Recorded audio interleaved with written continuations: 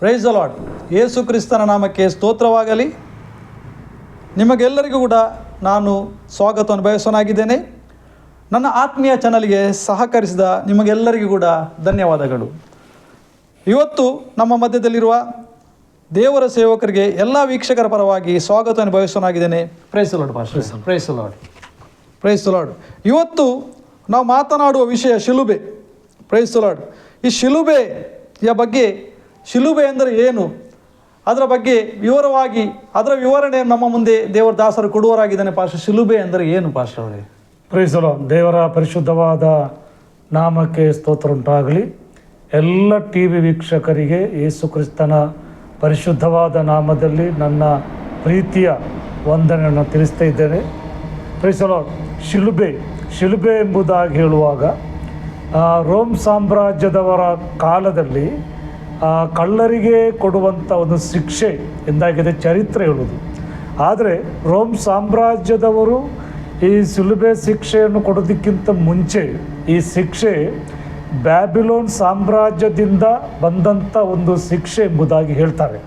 Price the lord. ಅದು ಮಾತ್ರವಲ್ಲ, ನಾವು ಈ ಶಿಲುಬೆಯ ಶಿಕ್ಷೆ ಬಗ್ಗೆ ನಾವು ನೋಡುವಾಗ ಈ ರೋಮ್ ಸಾಮ್ರಾಜ್ಯದವರಿಗೆ ವಿರುದ್ಧವಾಗಿ ದಂಗೆ ಏಳುವಂತಹ ವ್ಯಕ್ತಿಗಳಿಗೆ ಕೊಡುವಂಥ ಒಂದು ಶಿಕ್ಷೆಯಾಗಿದೆ ಈ ಶಿಲುಬೆ ಶಿಕ್ಷೆ. ಅದರ ಬಗ್ಗೆ ಪಾಸ್ಟರ್ ಅವರೇ ನಾನು ಕೇಳುವುದಾದರೆ, ಅಂದರೆ ನಿಜವಾಗಿ ಆ ಕಾಲದಲ್ಲಿ ಯಾರನ್ನು ಎಂಥವರನ್ನು ಶಿಲುಬೆಗೆ ಹಾಕ್ತಿದ್ರು ಪಾಸ್ಟರ್ ಅವರು? Price the lord.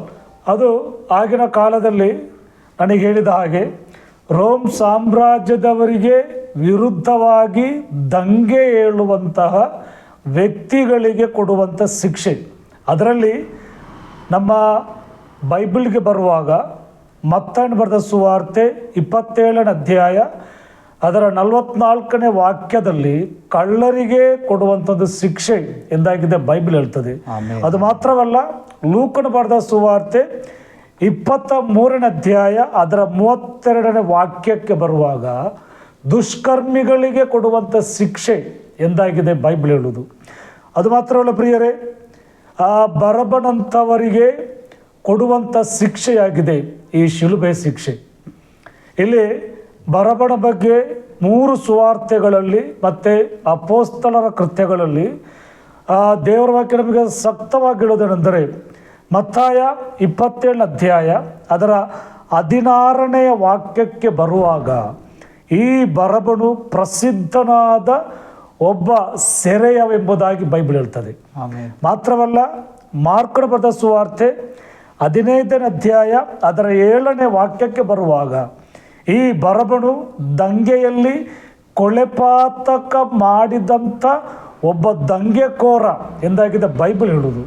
ಮಾತ್ರವಲ್ಲ, ಲೂಕನ ಬರೆದ ಸುವಾರ್ತೆ 23ನೇ ಅಧ್ಯಾಯ ಅದರ 19ನೇ ವಾಕ್ಯದಲ್ಲಿ ಈ ಬರಬನು ದಂಗೆಯ ನಿಮಿತ್ತ, ಕೊಳ್ಳೆಯ ನಿಮಿತ್ತ ಸೆರೆಗೆ ಹಾಕಲ್ಪಟ್ಟಂಥ ಒಬ್ಬ ವ್ಯಕ್ತಿ ಎಂದಾಗಿದೆ ಪ್ರೈಸ್ ದ ಲಾರ್ಡ್ ಲೂಕ ತನ್ನ ಸುವಾರ್ತೆಯಲ್ಲಿ ಹೇಳುವುದು. ಅದರೊಟ್ಟಿಗೆ ಅಪೊಸ್ತಲನಾದ ಪೇತ್ರ ಅಪೊಸ್ತಲ ಕೃತ್ಯ 3 ಅದರ 14ನೇ ವಾಕ್ಯದಲ್ಲಿ ಹೇಳುವುದು ಪ್ರೈಸ್ ದ ಲಾರ್ಡ್ ಕೊಲೆಗಾರನಾದಂಥ ವ್ಯಕ್ತಿ ಎಂಬುದಾಗಿ. ಅವಾಗ ಈ ರೀತಿಯಾಗಿ ರೋಮ್ ಸಾಮ್ರಾಜ್ಯದವರಿಗೆ ವಿರುದ್ಧವಾಗಿ ಕೊಲೆ ಮಾಡುವಂಥವರಿಗೆ, ದಂಗೆ ಏಳುವಂಥವರಿಗೆ, ಕಳ್ಳರಿಗೆ ಮತ್ತು ಕೊಲೆಪಾತಕರಿಗೆ ಕೊಡುವಂಥ ಒಂದು ಗಂಭೀರವಾದಂಥ ಒಂದು ಅತಿ ಕಠಿಣವಾದಂಥ ಒಂದು ಶಿಕ್ಷೆ ಈ ಶಿಲುಬೆಯ ಶಿಕ್ಷೆ ಎಂದಾಗಿದೆ ಚರಿತ್ರೆ ಹೇಳುವುದು. ಪ್ರೈಸ್ ದ ಲಾರ್ಡ್ ಪಾಸ್ಟರ್ ಅವರೇ, ಇವಾಗ ಯೇಸು ಕ್ರಿಸ್ತನ ಬಗ್ಗೆ ನಾವು ದೇವರ ವಾಕ್ಯ ಓದುವಾಗ ಆತನ ದೇವರಾಗಿದ್ದಾನೆ. ಎಸ್, ಅದರಲ್ಲಿ ಯಾವ ಸಂಶಯ ಕೂಡ ಇಲ್ಲ. ಯೇಸು ಸ್ವಾಮಿ ದೇವರ ಸತ್ಯ ದೇವರಾಗಿದ್ದಾನೆ. ಆಮೆನ್. ಅದರಲ್ಲಿ ಯಾವ ಸಂಶಯ ಇಲ್ಲ. ಅವಾಗ ಪಾಸ್ಟರ್ ಅವರೇ ನಾನು ಕೇಳುವಂಥದ್ದು, ಯೇಸು ಕ್ರಿಸ್ತನಲ್ಲಿ ನೋಡಿ ಈ ರೀತಿಯಾದ ಯಾವ ಕೂಡ ಅಪವಾದನ ಅವರಲ್ಲಿ ಇರಲಿಲ್ಲ, ಇರಲಿಕ್ಕೆ ಸಾಧ್ಯ ಇಲ್ಲ. ಕಾರಣ ಆತನು ಯಾವ ಪಾಪ ಕೂಡ ಮಾಡಿಲ್ಲ. ಆತನು ಪರಿಶುದ್ಧನು. ಇವಾಗ ನಮ್ಮ ಯೇಸು ಸ್ವಾಮಿ ನಾವು ಆರಾಧಿಸುವಂತ ಕರ್ತನು ಪರಿಶುದ್ಧರಲ್ಲಿ ಪರಿಶುದ್ಧನಾದ ದೇವರಾಗಿದ್ದಾನೆ. ಇದು ಯಥಾರ್ಥವಾದ ಸತ್ಯ. ಆತನು ಯಾವ ಪಾಪ ಕೂಡ ಮಾಡದೆ ಈ ರೀತಿಯಾಗಿ ಪಾಸ್ಟರ್ ಅವರೇ ಇಸ್ರಾಯೇಲಿನಲ್ಲಿ ಆತನು ಈ ರೀತಿಯಾಗಿ ಎಲ್ಲ ಜನರ ಮುಂದೆ ಸದ್ಯ ನನ್ನ ಅಂದಾಜಲ್ಲಿ ಸರಿಸುಮಾರು 3 ಗಂಟೆ ಸಮಯ ಅಲ್ಲ ಪಾಸ್ಟರ್ ಅವರೇ? 3 ಗಂಟೆ 6 ಗಂಟೆ ಅಂದ್ರೆ ಶಿಲುಬೆಗೆ ಹಾಕಿದ ಸಮಯ ಪಾಸ್ಟರ್ ಅವರನ್ನು ಶಿಲುಬೆಗೆ ಹಾಕಿದ್ದು 3ನೇ ಗಂಟೆ 3 ಗಂಟೆಗೆ. ಸರಿ, ಈ 3 ಗಂಟೆಯಲ್ಲಿ ಅಂದರೆ ಸಾಧಾರಣ ಇಡೀ ಬೆಳಕಿನಲ್ಲಿ ಎಲ್ಲರ ಮುಂದೆ ಅವರನ್ನು ಶಿಲುಬೆಗೆ ಹಾಕಲಿಕ್ಕೆ ಕಾರಣ ಏನು ಮಾಸ್ಟರ್ ಅವರೇ? ಯೇಸು ಸ್ವಾಮಿಯನ್ನು ಶಿಲುಬೆಗೆ ಹಾಕಲಿಕ್ಕೆ ಕಾರಣ, ನಾವು ದೇವರ ವಾಕ್ಯಕ್ಕೆ ಬರುವಾಗ ಬೈಬಲ್ ಹೇಳ್ತದೆ, ನಮ್ಮೆಲ್ಲರ ಪಾಪಗಳಿಗಾಗಿ ಆಗಿದೆ ಯೇಸು ಸ್ವಾಮಿ ಶಿಲುಬೆಯ ಮರಣ ಶಿಕ್ಷೆಯನ್ನು ಅನುಭವಿಸಿ. ಅಂದರೆ ಇವಾಗ ನೋಡಿ, ಈಗ ಕೆಲವು ಜನರು ಕೆಲವು ರೀತಿಯಲ್ಲಿ ಅಪಪ್ರಚಾರ ಮಾಡ್ತಾರೆ, ಅಂದರೆ ಯೇಸು ಕ್ರಿಸ್ತನ ಶಿಲುಬೆಗೆ ಹಾಕಲಿಲ್ಲ. ಹೌದೌದು, ಇದರಲ್ಲಿ ಯಾವ ಸಂಶಯ ಇಲ್ಲ, ಯೇಸು ಕ್ರಿಸ್ತ ಶಿಲುಬೆಗೆ ಹಾಕಿದ್ದಾರೆ. ಇದು ಬಲವಾದ ಒಂದು ಸತ್ಯವಾಗಿದ್ದು ಇದರಲ್ಲಿ ಇದಕ್ಕಿಂತ ಆಚೆ ಯಾವುದು ಮಾತಾಡಲಿಕ್ಕಿಲ್ಲ. ಆದರೂ ಕೂಡ ಇವಾಗ ಜನರು ಒಂದು ಕ್ವಶನ್ ಕೇಳ್ತಾರೆ, ದೇವರು ಯಾಕೆ ಸಾಯಬೇಕು, ದೇವರಾಗಿದ್ದ ವ್ಯಕ್ತಿ ಯಾಕೆ ಶಿಲುಬೆಯಲ್ಲಿ ಸಾಯಬೇಕೆಂಬುವ ಅದರ ಬಗ್ಗೆ ಸ್ವಲ್ಪ ವಿವರವಾಗಿ ನೀವು ನಮ್ಮ ವೀಕ್ಷಕರಿಗೆ ಅದರ ಬಗ್ಗೆ ಕೇಳಬೇಕಾಗಿ ನಾನು ಕೇಳಿಕೊಳ್ಳುವನಾಗಿದ್ದೇನೆ ಮಾಸ್ಟರ್ ಅವರೇ. ನಾವು ಆರಾಧನೆ ಮಾಡುವಂಥ ಅಥವಾ ಯೇಸು ಸ್ವಾಮಿ ದೇವರಾಗಿದ್ದಾನೆ. ಆಮೇನ್ ಆಮೇನ್. ಆತನು ಬೈಬಲ್ ಹೇಳ್ತದೆ, ಈ ಪ್ರಪಂಚವನ್ನು, ಆಕಾಶವನ್ನು, ಈ ಭೂಮಿಯನ್ನು, ಭೂಮಿಯಲ್ಲಿರುವಂಥ ಸಮಸ್ತವನ್ನು ಸೃಷ್ಟಿ ಮಾಡಿದವನು ನಮ್ಮ ದೇವರಾಗಿದ್ದಾನೆ ಯೇಸು ಸ್ವಾಮಿ. ಕೊಲೊಸ್ಸೆ ಪತ್ರಿಕೆಯಲ್ಲಿ ಪೌಲ ಶಕ್ತವಾಗಿ ಹೇಳ್ತಾನೆ. ಆದರೆ ದೇವರು ನಮ್ಮ ಪಾಪಗಳ ನಿಮಿತ್ತ ಶಿಲುಬೆ ಮೇಲೆ ಸಾಯಬೇಕಿತ್ತು ಎಂಬುದಾಗಿ ಯೇಸು ಸ್ವಾಮಿ ಶಿಲುಬೆಗೆ ಜಡಿಯಲ್ಪಡೋದಕ್ಕಿಂತ ಮುಂಚೆ, ಅಂದರೆ BC 600 ವರ್ಷಗಳ ಹಿಂದೆ ಏಷಾಯ ಪ್ರವಚಿಸ್ತಾನೆ. ಏಷಾಯ 53ನೇ ಅಧ್ಯಾಯಕ್ಕೆ ಬರುವಾಗ ಅಲ್ಲಿ ಯೇಸು ಕ್ರಿಸ್ತನ ಶಿಲುಬೆಯ ಆ ದೃಶ್ಯವಾಗಿದೆ ನಾವಲ್ಲಿ ನೋಡುವುದು. ಯೇಸು ಸ್ವಾಮಿ ದೇವರಾಗಿದ್ದಾನೆ. ದೇವರಾದಂಥ ಯೇಸು ಸ್ವಾಮಿ ಮನುಷ್ಯರಾದ ನಮ್ಮನ್ನು ರಕ್ಷಿಸಲಿಕ್ಕೆ ಪರಲೋಕದಲ್ಲಿದ್ದಂಥ ದೇವರು ಯೇಸು ಕ್ರಿಸ್ತರು ನಮಗಾಗಿ ಮನುಷ್ಯನಾಗಿ ಈ ಲೋಕಕ್ಕೆ ಇಳಿದು ಬಂದಂಥ ಸತ್ಯ ಆಗಿದೆ. ಇವತ್ತು ನಾವು ಸತ್ಯವೇದದಲ್ಲಿ ನೋಡೋದು. ಹಾಗಾದರೆ ಪಾಸ್ಟರ್ ಅವರೇ, ಒಂದು ಸಣ್ಣ ಒಂದು ಸಬ್ಜೆಕ್ಟ್, ಈ ಪಾಪ ಲೋಕಕ್ಕೆ ಎಲ್ಲಿಂದ ಬಂದು ಪಾಸ್ಟರ್? ದೇವರ ಕೇಳ್ತದೆ, ಏದೇನ್ ತೋಟದಲ್ಲಿ ದೇವರ ಆಜ್ಞೆಗೆ ವಿರುದ್ಧವಾಗಿ ಹೋದಂಥ ಮೊದಲ ಮನುಷ್ಯರ ಮುಖಾಂತರವಾಗಿದೆ ಪಾಪ ಈ ಲೋಕಕ್ಕೆ ಬಂದದ್ದು ಎಂದಾಗಿದೆ ಬೈಬಲ್ ಹೇಳ್ತದೆ. ಅದರ ನಂತರ ಬೈಬಲ್ ಹೇಳ್ತದೆ, ರೋಮಪತ್ರಿಕೆ 3ನೇ ಅಧ್ಯಾಯ ಅದರ 23ರ ವಾಕ್ಯದಲ್ಲಿ, ಆದಾಮನ ಪಾಪದ ಮುಖಾಂತರ ಎಲ್ಲರೂ ಪಾಪಿಗಳು ದೇವರ ಮಹಿಮೆಯನ್ನು ಹೊಂದದೆ ಹೋಗಿದ್ದಾರೆ ಎಂದಾಗಿದೆ ಬೈಬಲ್.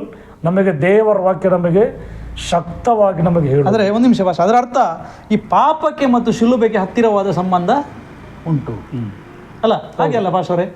ಈ ಮನುಷ್ಯನ ಪಾಪಕ್ಕೆ ಮತ್ತು ಶಿಲುಬೆಗೆ ಇರುವ ಸಂಬಂಧ ಏನು ಭಾಷವರೇ? ಮನುಷ್ಯನ ಪಾಪಗಳನ್ನು ಯೇಸು ಸ್ವಾಮಿ ಶಿಲುಬೆ ಮೇಲಾಗಿದೆ ಹೊತ್ತುಕೊಂಡ. ಅವಾಗ ನಮ್ಮೆಲ್ಲರ ಪಾಪಗಳನ್ನು ಯೇಸು ಕ್ರಿಸ್ತನು ಶಿಲುಬೆ ಮೇಲೆ ಹೊತ್ತುಕೊಂಡು ನಮಗಾಗಿ ತನ್ನ ರಕ್ತವನ್ನು ಯೇಸು ಸ್ವಾಮಿ ಸುರಿಸಿದರು. ನೋಡಿ, ನಾವು ದೇವರ ವಾಕ್ಯಕ್ಕೆ ಬರುವಾಗ ಫಿಲಿಪ್ಪಿ ಪತ್ರಿಕೆ 2ನೇ ಅಧ್ಯಾಯ ಅದರ 7ನೇ ವಾಕ್ಯಕ್ಕೆ ಬರುವಾಗ, ಫಿಲಿಪಿನ್ಸ್ 2 ಚಾಪ್ಟರ್, ಫಿಲಿಪಿಯ 2ನೇ ಅಧ್ಯಾಯ ಅದರ 7ನೇ ವಾಕ್ಯಕ್ಕೆ ಬರುವಾಗ, ಯೇಸು ಸ್ವಾಮಿ ಪರಲೋಕದಲ್ಲಿ ದೇವರಾಗಿದ್ದಂಥ ಯೇಸು ಕ್ರಿಸ್ತನು ಈ ಲೋಕಕ್ಕೆ ಯಾವ ರೀತಿಯಲ್ಲಿ ಬಂದ ಎಂಬುದಾಗಿ ನಮಗೆ ಬೈಬಲ್ ಸ್ಪಷ್ಟವಾಗಿ ನಮಗೆ ಹೇಳ್ತದೆ. ನೋಡಿ, ಫಿಲಿಪ್ಪದವರ ಪತ್ರಿಕೆ 2ನೇ ಅಧ್ಯಾಯ ಅದರ 7ನೇ ವಾಕ್ಯ, ಯೇಸು ಸ್ವಾಮಿ ದೇವರಾಗಿದ್ದರೂ ಕೂಡ ಪರಲೋಕವನ್ನು ಬಿಟ್ಟು ಲೋಕಕ್ಕೆ ಮನುಷ್ಯನಾಗಿ ಇಳಿದು ಬಂದೆಂಬುದು ಬೈಬಲ್ ಹೇಳ್ತದೆ. ನಾನು ನೋಡ್ತೇನೆ, ನೋಡಿ, ಫಿಲಿಪ್ಪದವರ ಪತ್ರಿಕೆ 2ನೇ ಅಧ್ಯಾಯ ಅದರ 5ನೇ 6ನೇ ವಾಕ್ಯ ಈ ರೀತಿ ಹೇಳ್ತದೆ, ಆತನು ದೇವ ಸ್ವರೂಪನಾಗಿದ್ದರೂ ದೇವರಿಗೆ ಸರಿಸಮಾನನಾಗಿರುವುದೆಂಬ ಅಮೂಲ್ಯ ಪದವಿಯನ್ನು ಬಿಡಲೊಲ್ಲೆನೆಂದೆಣಿಸದೆ ತನ್ನನ್ನು ಬರಿದು ಮಾಡಿಕೊಂಡು ದಾಸನ ರೂಪವನ್ನು ಧರಿಸಿಕೊಂಡು ಮನುಷ್ಯರಿಗೆ ಸಾದೃಶ್ಯನಾದನು.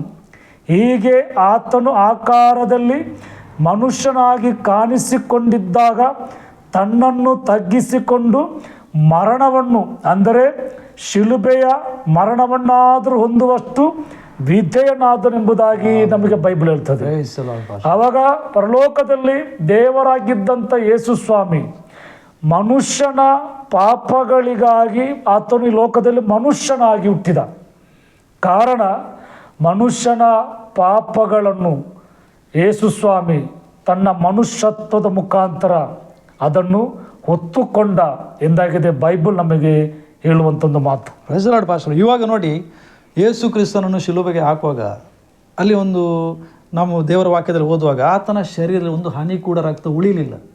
ಹೌದು, ಅದು ನಮಗೆ ಕಾಣಲಿಕ್ಕೆ ಸಿಗ್ತದೆ. ಇವಾಗ ನಾನು ಕೇಳು ರಕ್ತ ರಕ್ತದಿಂದ ಪಾಪ ಪರಿಹಾರ ಯಾವ ರೀತಿಯಲ್ಲಿ ಆಗ್ತದೆ ಪಾಶ ದೇವರ ವಾಕ್ಯದ ಆಧಾರದಲ್ಲಿ? ದೇವರ ವಾಕ್ಯದ ಪ್ರಕಾರ ರಕ್ತದಾರ ಇಲ್ಲದೆ ಪಾಪ ಪರಿಹಾರ ಇಲ್ಲ ಎಂಬುದಾಗಿ ಬೈಬಲ್ ಹೇಳ್ತದೆ. ಆಮೇನ್ ಆಮೇನ್. ಹೌದು ಭಾಷೆ. ಅದು ಮಾತ್ರವಲ್ಲ, ಹಳೆ ಒಡಂಬಡಿಕೆಯಲ್ಲಿ ಹೊಸ ಒಡಂಬಡಿಕೆಯಲ್ಲಿ ರಕ್ತಕ್ಕೆ ಜೀವ ಉಂಟು ಎಂಬುದಾಗಿ ಬೈಬಲ್ ನಮಗೆ ಹೇಳ್ತದೆ. ಆಮೇನ್. ಅವಾಗ ಯೇಸು ಸ್ವಾಮಿಯ ಆ ಪರಿಶುದ್ಧವಾದ ರಕ್ತವಾಗಿದೆ, ನಿಷ್ಕಳಂಕವಾದ ರಕ್ತ, ಪರಿಶುದ್ಧವಾದ ರಕ್ತ ನಮ್ಮ ಪಾಪಗಳಿಗಾಗಿ ಬೇಕಿತ್ತು. ಅದಕ್ಕಾಗಿ ಯೇಸು ಸ್ವಾಮಿ ತನ್ನ ಪರಿಶುದ್ಧವಾದ ರಕ್ತವನ್ನು ಮನುಷ್ಯರೆಲ್ಲರ ಪಾಪಗಳಿಗಾಗಿ, ಈಗ ಹುಟ್ಟಿದಂಥ ಇನ್ನು ಹುಟ್ಟಲಿಕ್ಕೆ ಇರುವಂಥ ಎಲ್ಲ ಮನುಷ್ಯನ ಪಾಪಗಳಿಗಾಗಿ ತನ್ನ ರಕ್ತವನ್ನು ಯೇಸು ಸ್ವಾಮಿ ಸುರಿಸಿದರು. ಆಮೇನ್. ಆ ಪರಿಶುದ್ಧವಾದ ರಕ್ತದಿಂದಾಗಿದೆ ನಮಗೆ ಪಾಪ ಪರಿಹಾರ ಸಿಗ್ತದೆ ಎಂಬುದಾಗಿ ಆಗಿದೆ ಬೈಬಲ್ ಹೇಳುವುದು. ಕಾರಣ ರಕ್ತದಾರ ಇಲ್ಲದೆ ಪಾಪ ಪರಿಹಾರ ಇಲ್ಲ ಎಂಬುದಾಗಿ ನಮಗೆ ದೇವರ ನಮಗೆ ಹೇಳ್ತದೆ. ನೋಡಿ, ಅಲ್ಲಿ ಯಾಜಕ ಕಾಂಡಕ್ಕೆ ನಾವು ಬರುವಾಗ ನಾನು ಕಳೆದ ವಾರ ನಾನು ವಿಡಿಯೋ ಮಾಡಿದೆ ಭಾಷೆ. ಏನಂತ ಹೇಳಿದ್ರೆ, ಯಾಕೆಂದ್ರೆ ಪ್ರತಿ ದೇಹಿಗೂ ರಕ್ತವೇ ಪ್ರಾಣ ಆಧಾರ. ಅಂಥ ರಕ್ತವನ್ನು ನೀವು ಯಜ್ಞವೇದಿಗೆ ಎರಚಿ ನಿಮಗೋಸ್ಕರ ದೋಷ ಪರಿಹಾರ ಮಾಡಿಕೊಳ್ಳಬೇಕೆಂದು ನಿಮಗೆ ಅನುಗ್ರಹ ಮಾಡಿದ್ದೇನೆ. ರಕ್ತವು ಪ್ರಾಣಾಧಾರವಾಗಿರೋ ಕಾರಣ ಅದರಿಂದ ದೋಷ ಪರಿಹಾರವಾಗ್ತದೆ ಅಷ್ಟೇ. ಅಂದರೆ ಹಳೆ ಒಡಂಬಡಿಕೆಯ ಎಲ್ಲ ಯಾಗಗಳು ನಮ್ಮ ಕರ್ತನಾದ ಯೇಸು ಕ್ರಿಸ್ತನಿಗೆ ಹೋಲಿಕೆಯಾಗಿದೆ. Praise the lord, praise the lord ಭಾಷೆ. ಹಳೆ ಒಡಂಬಡಿಕೆಯಲ್ಲಿ ಕೊಡುವಂಥ ಒಂದೊಂದು ಯಾಗಗಳು ಕೂಡ ಬರಬೇಕಾದಂಥ ಕ್ರಿಸ್ತನಿಗೆ ಅದು ಹೋಲಿಕೆಯಾಗಿದೆ. ಇನ್ನೊಂದು ಮುಖ್ಯವಾದ ಪ್ರಶ್ನೆ ಪಾಸ್ಟ್ರೆ, ಇದನ್ನು ಎಲ್ಲರೂ ವೀಕ್ಷಕರು ಕೇಳ್ತಾರೆ, ಅಂದ್ರೆ ಪ್ರತಿಯೊಬ್ಬರು ಕೇಳೋ ನಾನು ಕೇಳಬೇಕಾದಂಥ ಒಂದು ಪ್ರಶ್ನೆ ಪಾಸ್ಟ್ರೆ, ಅಬ್ರಹಾಮನ ಬಗ್ಗೆ. ನೋಡಿ, ಅಬ್ರಹಾಮ್ ನಮ್ಮ ಮೂಲ ಪುರುಷನು, ಅದಕ್ಕೆ ಯಾವ ಡೌಟ್ ಕೂಡ ಇಲ್ಲ. ಆದರೆ ಅಬ್ರಹಾಮನು ಪಾಸ್ಟ್ ಅವರೇ ಅಲ್ಲಿ ಯಾಕೆ ಪಾಸ್ಟ್ ಕುರಿಯ ರಕ್ತವನ್ನು ಸುರಿಸಿದ್ದು? ಅದಕ್ಕೆ ಮತ್ತು ಯೇಸು ಕ್ರಿಸ್ತನಿಗೆ ಯಾವ ಸಂದರ್ಭ ಉಂಟಲ್ಲ ಪಾಸ್ಟ್ ಅವರೇ? ಅದೇ ನಾನು ಹೇಳೋದ್ರೆ ಅದೇ ಅಂದ್ರೆ ಸಂದರ್ಭ ಏನಂದರೆ, ಹಳೆ ಒಡಂಬಡಿಕೆಯ ಎಲ್ಲ ಮೂಲ ಪಿತೃಗಳ ಅಥವಾ ಯಾಜಕರ ಮನುಷ್ಯರ ಎಲ್ಲರ ಯಾಗಗಳು ಅದು ಯೇಸು ಕ್ರಿಸ್ತನಿಗೆ ಹೋಲಿಕೆಯಾಗಿದೆ. ಹೌದು, ಅದಕ್ಕೆ ಅದೇ ಕಾರಣ, ಇದೆಲ್ಲ ಅದೇ ಕಾರಣ, ಬೇರೆ ಯಾವ ಕಾರಣ. ಹಳೆ ಒಡಂಬಡಿಕೆಯಲ್ಲಿ ಮಾಡೋದು ಕುರಿಯಾಗಲಿ ಅಥವಾ ಆಡಾಗಲಿ ಎಲ್ಲ ಅದು ನಮ್ಮ ಕರ್ತನಾದ ಯೇಸು ಕ್ರಿಸ್ತನಿಗೆ ಹೋಲಿಕೆಯಾಗಿದೆ. ಆತನು ಈ ಲೋಕದಲ್ಲಿ ಪ್ರತ್ಯಕ್ಷನಾಗುವವರೆಗೆ ಬೇಸಲು ದೇವದರ್ಶ ಗುಡಾರದಲ್ಲಿ ಯಾಗಗಳನ್ನು ಸಮರ್ಪಿಸಬೇಕಿತ್ತು. ಅದು ಯೇಸು ಕ್ರಿಸ್ತನಿಗೆ ಹೋಲಿಕೆಯಾಗಿದೆ. ಹಳೆ ಒಡಂಬಡಿಕೆ ಎಲ್ಲ ಯಾಗಗಳು ಯೇಸುವಿಗೆ ಹೋಲಿಕೆಯಾಗಿದೆ. ಅಂದ್ರೆ ಒಂದು ವಿಷಯ ಇನ್ನೊಂದು ಮಾತಾಡುವ ಪ್ರಶ್ನೆ ಏನಂದ್ರೆ ಭಾಷೆ ಅವರು, ಇವಾಗ ಮುಂದೆ ನಾವು ನೋಡುವುದಾದ್ರೆ ಇಸ್ರಾಯೇಲರಲ್ಲಿ ಪ್ರತ್ಯೇಕವಾಗಿ ಇಂಥದ್ದೊಂದು ಪದ್ಧತಿ ಇತ್ತಲ್ಲ ಭಾಷೆ, ಅಂದ್ರೆ ಕುರಿಯನ್ನು ಕಡಿಯುವಂಥ ಪದ್ಧತಿ, ಅದು ಎಲ್ಲಿ ನಿಂತು ಹೋಯ್ತು ಭಾಷೆ ಅವರೇ? ಅದು ಯೇಸು ಸ್ವಾಮಿಯ ಕಲ್ವಾರಿ ಯಾಗದ ಮುಖಾಂತರ ಅದು ಇವತ್ತು ನಿಂತು ಹೋಯ್ತು. ಅದರ ಅರ್ಥ ಇನ್ನು ಯಾವ ಯಾಗಗಳಿಲ್ಲ. ಇನ್ನು ಮನುಷ್ಯನ ಪಾಪ ಪರಿಹಾರಕ್ಕಾಗಿ ಪಾಪಿಯಾದಂಥ ಒಬ್ಬ ವ್ಯಕ್ತಿ ಈ ಯೇಸು ಕ್ರಿಸ್ತನ ಬಳಿಗೆ ಬಂದರೆ ಮಾತ್ರವೇ ಆ ವ್ಯಕ್ತಿಗೆ ಪಾಪ ಪರಿಹಾರ ಸಿಗ್ತದೆ ಎಂದಾಗಿದೆ ನಮ್ಮ ಪರಿಶುದ್ಧವಾದ ಬೈಬಲ್ ನಮಗೆ ಹೇಳುವಂಥ ಒಂದು ಮಾತು. ಇನ್ನೊಂದು ಮಾತು ಭಾಷೆ, ಹಿಬ್ರಿಯದವರಿಗೆ ಬರೆದ ಪತ್ರಿಕೆ 2ನೇ ಅಧ್ಯಾಯದಲ್ಲಿ ಒಂದು ಮಾತು ಉಂಟು ಭಾಷೆ, ಆತನು ದೇವರ ಕೃಪೆಯಿಂದ ಎಲ್ಲರಿಗೋಸ್ಕರ ಮರಣವನ್ನು ಅನುಭವಿಸಲೇಬೇಕಾಗಿತ್ತು. ಹೌದು, ಎಲ್ಲ ಮನುಷ್ಯರಿಗೂ. ಇದನ್ನು ಸ್ವಲ್ಪ ವಿವರವಾಗಿ ಹೇಳ್ತಾರೆ ಭಾಷೆ ಅವರೇ. ಕಾರಣ ಬೈಬಲ್ ಹೇಳ್ತದೆ, ಎಲ್ಲರೂ ಪಾಪ ಮಾಡಿ ದೇವರ ಮಹಿಮೆಯನ್ನು ಹೊಂದದೆ ಹೋಗಿದ್ದಾರೆ. ಆಮೇನ್ ಭಾಷೆ ಅವರೇ. ಅದು ಮಾತ್ರವಲ್ಲ, ರೋಮ ಪತ್ರಿಕೆ ಅದರ 5ನೇ ಅಧ್ಯಾಯಕ್ಕೆ ಬರುವಾಗ, ರೋಮನ್ಸ್ 5 ಚಾಪ್ಟರ್, ರೋಮ 5ನೇ ಅಧ್ಯಾಯ ಅದರ 12ನೇ ವಾಕ್ಯಕ್ಕೆ ಬರುವಾಗ ಅಲ್ಲಿ ಬೈಬಲ್ ಹೇಳ್ತದೆ, ಒಬ್ಬ ಮನುಷ್ಯನಿಂದಲೇ ಪಾಪದಿಂದ ಮರಣವು ಲೋಕದೊಳಗೆ ಸೇರಿದವು, ಎಲ್ಲರೂ ಪಾಪ ಮಾಡಿದ್ದರಿಂದ ಮರಣವು ಹೀಗೆ ಎಲ್ಲರಲ್ಲಿಯೂ ವ್ಯಾಪಿಸಿತೆಂಬುದಾಗಿ ಬೈಬಲ್ ಹೇಳ್ತದೆ. ಅದೇ ರೋಮ 5ನೇ ಅಧ್ಯಾಯ ಅದರ 18ನೇ ಮತ್ತು 19ನೇ ವಾಕ್ಯಕ್ಕೆ ಬರುವಾಗ, ಆ ಮನುಷ್ಯನ ಪಾಪಗಳಿಗಾಗಿ ದೇವರು ಯೇಸು ಸ್ವಾಮಿ ತನ್ನನ್ನು ಬಲಿಯಾಗಿ ಸಮರ್ಪಿಸಿದ. ನೋಡಿ, ನಮಗೆ ರೋಮಾಪುರದವರಿಗೆ ಬರೆದ ಪತ್ರಿಕೆ 5ನೇ ಅಧ್ಯಾಯ 18 ಮತ್ತು 19ನೇ ವಾಕ್ಯಕ್ಕೆ ಬರುವಾಗ ಅಲ್ಲಿ ದೇವರ ಹೇಳ್ತದೆ, ಹೀಗಿರಲಾಗಿ ಒಂದೇ ಅಪರಾಧದ ಮೂಲಕ ಎಲ್ಲ ಮನುಷ್ಯರಿಗೆ ಸಾಯಬೇಕೆಂಬ ನಿರ್ಣಯವು ಹೇಗೆ ಉಂಟಾಯಿತೋ ಹಾಗೆಯೇ ಒಂದೇ ಸತ್ಕಾರ್ಯದಿಂದ ಎಲ್ಲ ಮನುಷ್ಯರಿಗೆ, ಇಲ್ಲಿ ಸತ್ಕಾರ್ಯ ಎಂಬುದು ಹೇಳುವಾಗ ಯೇಸು ಸ್ವಾಮಿಯ ಶಿಲುಬೆ ಮರಣವಾಗಿದೆ, ಅದು ಸತ್ಕಾರ್ಯ. ಎಲ್ಲ ಮನುಷ್ಯರಿಗೆ ನೀತಿವಂತರ ನಿರ್ಣಯ ಉಂಟಾಗಿ ಜೀವವು ಫಲಿಸುತ್ತದೆ. ಅದು 19ನೇ ವಾಕ್ಯ, ಒಬ್ಬನ ಅವಿಧೇಯತ್ವದಿಂದ ಎಲ್ಲರೂ ಹೇಗೆ ಪಾಪಿಗಳಾದರೋ ಹಾಗೆಯೇ ಒಬ್ಬನ ವಿಧೇಯತ್ವದಿಂದ ಎಲ್ಲರೂ ನೀತಿವಂತರಾಗುವರು ಎಂದಾಗಿದೆ ಬೈಬಲ್ ನಮಗೆ ಹೇಳುವಂಥ ಒಂದು ಮಾತು. Amen, praise the Lord, hallelujah. ಅದು ಮಾತ್ರ ಅಲ್ಲ, ನಾವು ರೋಮಾಪುರದವರ ಪತ್ರಿಕೆ ಅದರ 4ನೇ ಅಧ್ಯಾಯ ಅದರ 9ನೇ ವಾಕ್ಯಕ್ಕೆ ಬರುವಾಗ ಅಲ್ಲಿ ಕೂಡ ದೇವರ ಕೇಳ್ತದೆ ಏನಂದರೆ, ಈಗ ನಾವು ಆತನ ರಕ್ತದಿಂದ ನೀತಿವಂತರಾಗಿರಲಾಗಿ, ಅವಾಗ ಯೇಸುವಿನ ರಕ್ತವಾಗಿದೆ ನಮ್ಮ ಪಾಪ ಪರಿಹಾರವಾಗಿ ನಮ್ಮನ್ನು ನೀತಿವಂತರನ್ನಾಗಿ ಮಾಡು. ಅದರೊಟ್ಟಿಗೆ ರೋಮ 3ನೇ ಅಧ್ಯಾಯ ಅದರ 24ನೇ ವಾಕ್ಯಕ್ಕೆ ಬರುವಾಗ ಅಲ್ಲಿ ನಮಗೆ ಬೈಬಲ್ ಹೇಳ್ತದೆ, ಅವರು ನೀತಿವಂತರೆಂದು ನಿರ್ಣಯ ಹೊಂದುವುದು ದೇವರ ಉಚಿತಾರ್ಥವಾದ ಕೃಪೆಯಿಂದಲೇ ಕ್ರಿಸ್ತ ಯೇಸುವಿನಿಂದಾದ ಪಾಪ ವಿಮೋಚನೆಯ ಮೂಲಕವಾಗಿ ಆಗುವುದು.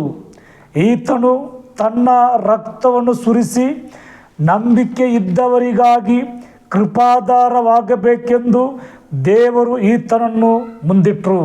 ಬಯಸಲೋ ಅವಾಗ ಪಾಸ್ಟರ್ ನೋಡಿ, ಇಬ್ರಿಯದವರಿಗೆ ಬರೆದ ಪತ್ರಿಕೆ 9ರಲ್ಲಿ 22ನೇ ವಾಕ್ಯ ನಾನು ಅವತ್ತು ಕೂಡ ಮಾತಾಡಿದೆ. ಅಂದರೆ ಎಲ್ಲ ವಸ್ತುಗಳು ರಕ್ತದಿಂದಲೇ ಶುದ್ಧೀಕರಿಸಲ್ಪಡುವು, ರಕ್ತದಾರ ಇಲ್ಲದೆ ಪಾಪ ಪರಿಹಾರ ಉಂಟಾಗುವುದಿಲ್ಲ. Praise the Lord. ಅಂದರೆ ಅಲ್ಲ, ಅವಾಗ ಈ ಒಂದು ಅಂದರೆ ಇವಾಗ ನಾವು ಹೇಳ್ದೀಗ ಒಬ್ಬ ಪಾಪಿ ಅಂದರೆ ಲೋಕದಲ್ಲಿ ಇರುವಂಥ ಒಬ್ಬ ಪಾಪಿಗೆ ಇವಾಗ ಪಾಪ ಪರಿಹಾರಕ್ಕೋಸ್ಕರ ಇರುವ ಅವಕಾಶ ಏನು ಪಾಸ್ಟರ್ ಅವರೇ? ಒಬ್ಬ ವ್ಯಕ್ತಿ, ಪಾಪಿಯಾದಂಥ ವ್ಯಕ್ತಿ ಪಾಪ ಪರಿಹಾರ ಸಿಗಬೇಕಾದ್ರೆ ನಮ್ಮೆಲ್ಲರ ಪಾಪಗಳಿಗಾಗಿ ಶಿಲುಬೆ ಮೇಲೆ ಜಡಿಯಲ್ಪಟ್ಟಂಥ ಈ ಯೇಸು ಕ್ರಿಸ್ತನ ಬಳಿಗೆ ಅವನು ಬರಲೇಬೇಕು. ಆಮೇನ್, ಆಮೇನ್ ಪಾಸ್ಟರ್ ಅವರೇ. ಒಬ್ಬ ಪಾಪಿಯಾದಂಥ ಒಬ್ಬ ವ್ಯಕ್ತಿ ಪಾಪ ಪರಿಹಾರಕ್ಕಾಗಿ ಯೇಸು ಕ್ರಿಸ್ತನ ಬಳಿಗೆ ಬರದಿದ್ದರೆ ಅವನ ಪಾಪ ಪರಿಹಾರ ಆಗುವುದಿಲ್ಲ ಎಂದಾಗಿದೆ ನಮಗೆ ಬೈಬಲ್. ಆಮೇನ್, ಆಮೇನ್, ಸತ್ಯ. ಅದು ಮಾತ್ರ ಅಲ್ಲ, ಇವತ್ತು ಮನುಷ್ಯನು ತನ್ನ ಪಾಪಗಳ ನಿವಾರಣೆಗಾಗಿ ತಾನು ಆ ನಿತ್ಯ ಜೀವ ಹೊಂದಿಕೊಳ್ಳುವುದಕ್ಕಾಗಿ ಮನುಷ್ಯನು ಅನೇಕ ಕಡೆಗಳಿಗೆ ಪ್ರಯಾಣ ಮಾಡುವಾಗ ಒಂದು ಮಾತ್ರ ಹೇಳ್ತೇನೆ ಪ್ರಿಯರೇ, ನಮ್ಮ ಪಾಪಗಳ ಪರಿಹಾರಕ್ಕಾಗಿ ಶಿಲುಬೆ ಮೇಲೆ ಸತ್ತಂತ ತನ್ನ ರಕ್ತನು ಕೊಟ್ಟಂತ ಯೇಸು ಕ್ರಿಸ್ತನ ಮೂಲಕ ಮಾತ್ರವೇ ಮನುಷ್ಯನ ಪಾಪ ಪರಿಹಾರ ಆಗ್ತದೆ. ಕಾರಣ ಇವತ್ತು ಒಂದು ಕಾಲದಲ್ಲಿ ನಾನು ಕೂಡ ಪಾಪಿಯಾಗಿದ್ದಂಥ ಒಬ್ಬ ವ್ಯಕ್ತಿ. ಆದರೆ ದೇವರ ಬಳಿಗೆ ಸತ್ಯ ದೇವರ ಯೇಸು ಕಂಡುಕೊಂಡ ನಂತರ ನನಗೆ ಗೊತ್ತಾಯಿತು ಯೇಸು ಕ್ರಿಸ್ತನ ಮೂಲಕ ಮಾತ್ರವೇ ಪಾಪ ಪರಿಹಾರ ಎಂಬುದಾಗಿ. ಮತ್ತು ದೇವರ ವಾಕ್ಯವನ್ನು ನಾನು ಓದಿದಾಗ ನಾನೊಬ್ಬ ಪಾಪಿ, ನನ್ನ ಪಾಪಕ್ಕಾಗಿ ಯೇಸು ಕ್ರಿಸ್ತನು ಶಿಲುಬೆ ಮೇಲೆ ಜಡಿಯಲ್ಪಟ್ಟ ಎಂಬಂಥ ಸತ್ಯ ನನಗೆ ತಿಳಿಯಲ್ಪಟ್ಟಾಗ ನನ್ನನ್ನು ನನ್ನ ಪರಿಪೂರ್ಣವಾಗಿ ನಾನು ನನ್ನ ಯೇಸುವಿಗೆ ಒಪ್ಪಿಸಿಕೊಟ್ಟಿದ್ದೇನೆ. ಆದುದರಿಂದ ಪ್ರಿಯರೇ, ನಿಮ್ಮ ಪಾಪಗಳ ಪರಿಹಾರಕ್ಕಾಗಿ ನೀವು ನಿಮ್ಮನ್ನು ಯೇಸು ಕ್ರಿಸ್ತನಿಗೆ ಪರಿಪೂರ್ಣವಾಗಿ ಸಮರ್ಪಿಸಿಕೊಡುವಾಗ ನಿಮ್ಮ ಪಾಪಗಳನ್ನು ಕ್ಷಮಿಸಲಿಕ್ಕೆ ಯೇಸು ಸ್ವಾಮಿ ಶಕ್ತನಾಗಿದ್ದಾನೆ. ಆಮೇನ್, ಪ್ರೈಸ್ ದಿ ಲಾರ್ಡ್. ಇನ್ನೊಂದು ಪ್ರಶ್ನೆ, ಮುಖ್ಯವಾದ ಪ್ರಶ್ನೆ ಪಾಸ್ಟರ್. ಇವತ್ತು ಕ್ರೈಸ್ತರು ಅಂದರೆ ಯಾರೇ ಆಗಲಿ ಯೇಸು ಕ್ರಿಸ್ತನ ನಂಬುವಂಥ ಒಬ್ಬ ಕ್ರೈಸ್ತರ ಬಗ್ಗೆ ನಾನು ಹೇಳೋದಾದ್ರೆ ಅವನು ಈ ಯೇಸು ಕ್ರಿಸ್ತ ಶಿಲುಬೆ ವಿಷಯ ಹೇಗೆ ತೆಗೆದುಕೊಳ್ಳಬೇಕು ಪಾಸ್ಟರ್? ಅದನ್ನು ಇವಾಗ ಆಚರಣೆ ಮುಖಾಂತರ ತೆಗೆದುಕೊಳ್ಳದೆ ಅಲ್ಲ, ಆತ್ಮೀಯವಾಗಿ ಪಾಸ್ಟರ್ ಅದನ್ನು ಹೇಗೆ ತೆಗೆದುಕೊಳ್ಬೇಕು ಪಾಸ್ಟರ್ ಅವರೇ? ನೋಡಿ, ಈಗ ಯೇಸು ಸ್ವಾಮಿ ಶಿಲುಬೆ ಮೇಲೆ ಜಡಿಯಲ್ಪಟ್ಟು 2000 ವರ್ಷಗಳು ಕಳೆಯಿತು. ಆಮೇನ್. ಆದರೆ ತಿರುಗಿ ನಾವು ಈ ಆಚಾರಗಳನ್ನು ಮಾಡಲಿಕ್ಕೆ ಅಲ್ಲ ಯೇಸು ಸ್ವಾಮಿ ಶಿಲುಬೆ ಮೇಲೆ ಸತ್ತದ್ದು. ಆಮೇನ್. ಹೌದು ಭಾಷೆ. ಅದು ಮಾತ್ರ ಅಲ್ಲ, ನಾವು ಪ್ರತಿ ವರ್ಷ ಈ ಶಿಲುಬೆಯ ಶಿಕ್ಷೆಯನ್ನು ಆಚರಿಸಲಿಕ್ಕೆಲ್ಲ ಮತ್ತೆ ನಾವೇನು ಮಾಡಬೇಕು? ಯೇಸು ಸ್ವಾಮಿ 2000 ವರ್ಷಗಳ ಹಿಂದೆ ಈ ಶಿಲುಬೆ ಶಿಕ್ಷೆಯನ್ನು ವಹಿಸಿದ್ದು ಯಾರಿಗಾಗಿ? ಪಾಪಿಗಳಾದಂಥ ನಮಗಾಗಿ. ಯೇಸು ಸ್ವಾಮಿ ಯಾವ ಪಾಪವನ್ನು ಕೂಡ ಮಾಡಲಿಲ್ಲ, ಆತನು ಪರಿಶುದ್ಧನಾಗಿದ್ದಾನೆ. ಪ್ರೈಸಲೋ. ಪಿಲಾತ ಮತ್ತೆ ಹೆರೋದ ಹೇಳ್ತಾನೆ ಅವನಲ್ಲಿ ಯಾವ ತಪ್ಪುಗಳಿಲ್ಲ ಎಂಬುದಾಗಿ. ಅದು ಮಾತ್ರ ಅಲ್ಲ, ಪಿಲಾತನ ಹೆಂಡತಿ ಹೇಳುವಂತ ಮಾತು, ಅವನು ಸತ್ಪುರುಷನಾಗಿದ್ದಾನೆ, ನೀತಿವಂತನಾಗಿದ್ದಾನೆ. ಪ್ರೈಸಲೋ. ಆದುದರಿಂದ ಯೇಸು ಸ್ವಾಮಿ ನಮ್ಮ ಪಾಪಗಳಿಗಾಗಿ ಶಿಲುಬೆ ಮೇಲೆ ಸತ್ತಿದ್ದಾನೆ. ಇನ್ನು ನಾವು ಶಿಲುಬೆಯ ಮರಣವನ್ನು ಆಚರಿಸದೆ ಈ ಶಿಲುಬೆಯ ಮರಣದ ಸತ್ಯವನ್ನು ನಿಜ ಜನರೆಲ್ಲರೂ ತಿಳಿದುಕೊಳ್ಳಬೇಕು. ಅದಾಗಿದೆ ಪಾಸ್ಟ್ರೆ. ಪ್ರೈಸಲೋ. ಈ ಶಿಲುಬೆಯ ಮರಣವನ್ನು ನಾವು ಸರಿಯಾಗಿ ತಿಳಿದುಕೊಂಡು ಯೇಸು ಕ್ರಿಸ್ತನು ನನ್ನ ಬದಲು ಶಿಲುಬೆ ಮೇಲೆ ಜಡಿಯಲ್ಪಟ್ಟ ಎಂಬಂಥ ಸತ್ಯವನ್ನು ಗ್ರಹಿಸಿಕೊಂಡು ನಾವೇನು ಮಾಡಬೇಕು?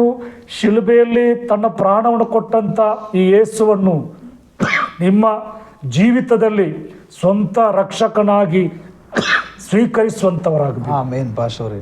ಒಳ್ಳೆ ವಿಷಯ ಪಾಸ್ಟರ್ ಅವರೇ. ಇವತ್ತು ನಾವು ಯೇಸು ಕ್ರಿಸ್ತನ ಶಿಲುಬೆಯ ಬಗ್ಗೆ, ಅಂದರೆ ಯೇಸು ಕ್ರಿಸ್ತನು ಯಾವ ಉದ್ದೇಶದಿಂದ ಯೇಸು ಕ್ರಿಸ್ತನನ್ನು ಶಿಲುಬೆಗೆ ಹಾಕಿದರು, ಮುಖ್ಯವಾಗಿ ಅಂದರೆ ಶಿಲುಬೆಯಿಂದ ಜನರಿಗೆ ಏನು ಲಾಭ ಅಂತ ನೋಡುವಾಗ ಶಿಲುಬೆಯಿಂದ ಲೋಕದ ಜನರಲ್ಲಿರೋ ಪಾಪಕ್ಕೆ ಒಂದು ಪರಿಹಾರ ಸಿಕ್ಕಿತು ಅಲ್ಲ.